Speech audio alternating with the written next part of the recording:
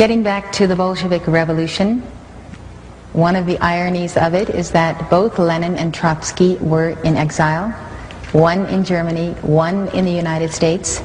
Tell us about who helped them get where they were going to make sure that revolution was pulled off. Well, let me summarize about 4 chapters into 4 minutes. Trotsky was in New York. He had no income. I summed his income for the year he was in New York. It was about $600. Yet he lived in an apartment. He had a chauffeured limousine. He had a refrigerator, which was very rare in those days. He left New York and went to Canada on his way to the revolution. He had $10,000 in gold on him. He didn't earn more than $600 in New York. He was financed out of New York. There's no question about that. The British took him off the ship in Halifax, Canada. I got the Canadian archives. They knew who he was. They knew who Trotsky was. They knew he was going to start a revolution in Russia. Instructions from London came to put Trotsky back on the boat with his party and allow them to go forward.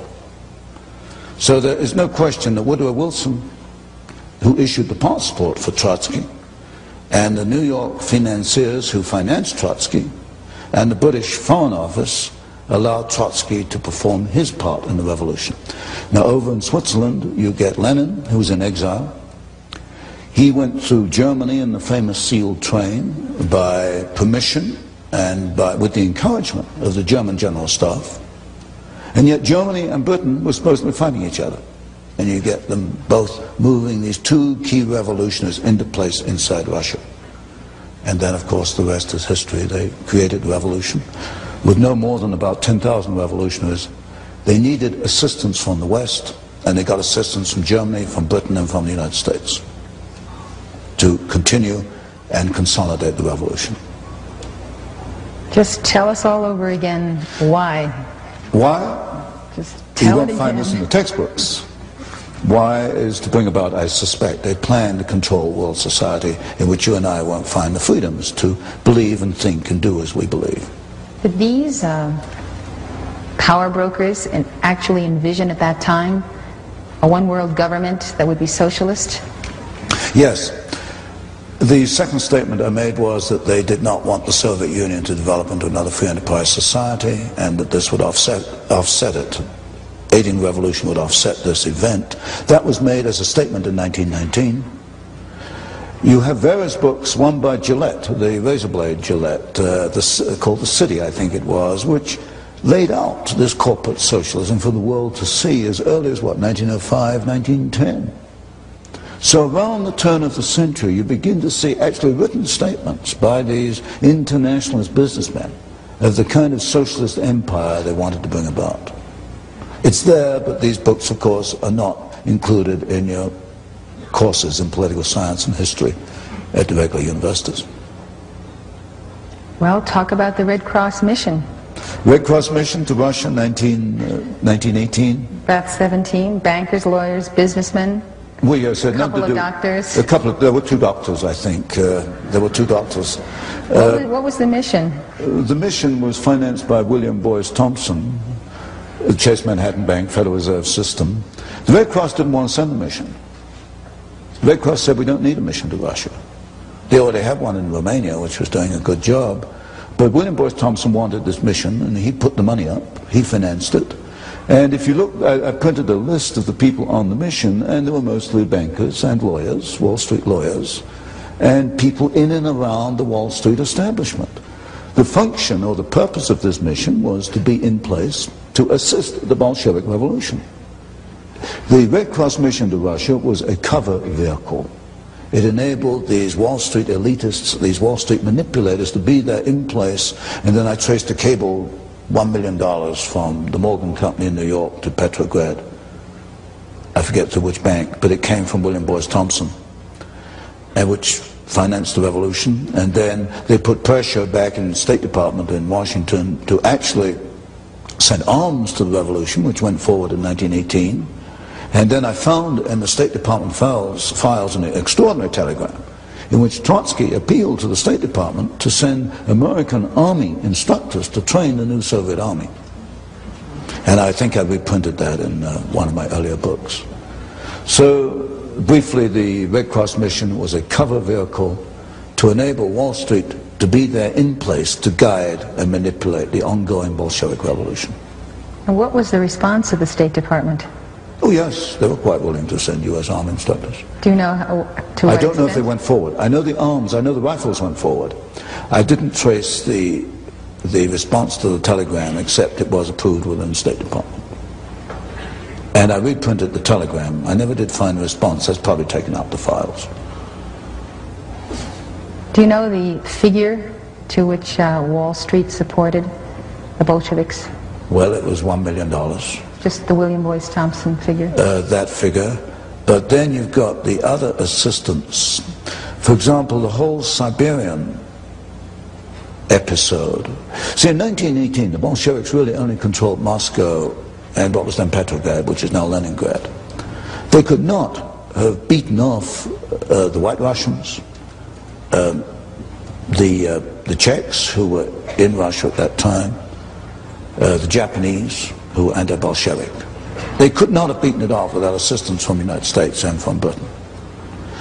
And the Siberian Railroad is critical because if you look at that map of Russia, you know, Moscow and Leningrad are stuck at the left end, and you've got that vast expanse of Russia, and the backbone is the Trans-Siberian Railroad.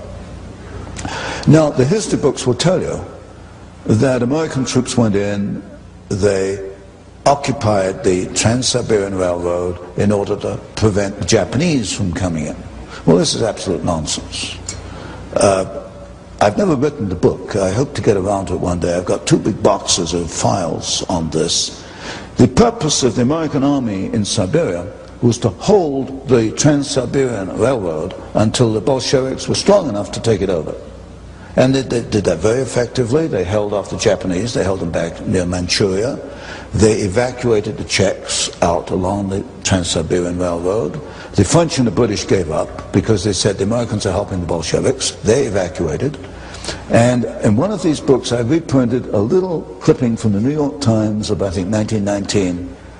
Finally the Bolsheviks got to Vladivostok, right at the far end of Siberia, near Japan, in which the local commissar addressed the American army and thanked them for aiding the revolution.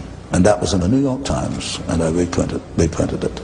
Now this is totally contrary to everything you find in the textbooks.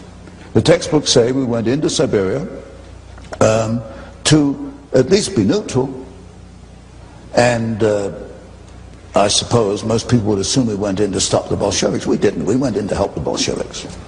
There's no question about that.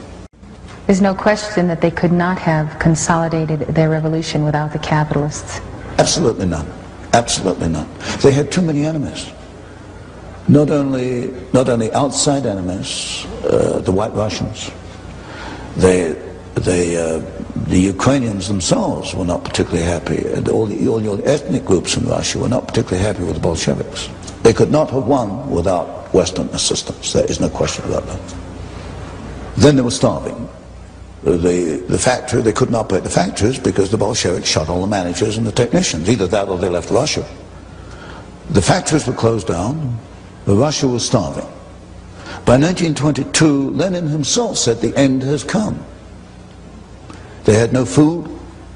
They had these closed down plants. The plants were not destroyed in the revolution. That's what the textbooks will tell you, including Kennan, the State Department expert. He says the Russian factories were destroyed in the revolution. They were not destroyed. Why? Because I've seen the photographs after the revolution, and they're right in the Hoover Institution Tower. There are these massive boxes of photographs of Russian industry after the revolution. They could not operate the plants. So what do we do with Averell Harriman and the Chase Bank and National Bank and our old friends on Wall Street? They go in there, and of course the Hoover mission to feed Russia. We go in there and we have these 250, 300 concessions in which American companies went into Russia, and they started up the idle plants. Averell Harriman took the manganese concessions, Arm & Hammer, Occidental Petroleum took the pencil factories and the asbestos plants, and all these top capitalists went in and they got Russia going on behalf of the Bolsheviks, because the Bolsheviks had either shot or kicked out all the people who could run, all the Russians who could run the plants. Another point, the Tsarist industry was at a very high level Your textbooks would tell you that Tsarist industry was backward. It wasn't until the Soviets came along that it began to make progress. This is absolute nonsense. The Russians in 1913 had 2 indigenous Russian vehicles, Russian automobiles. There has never been an indigenous Soviet automobile. They've all come from the West.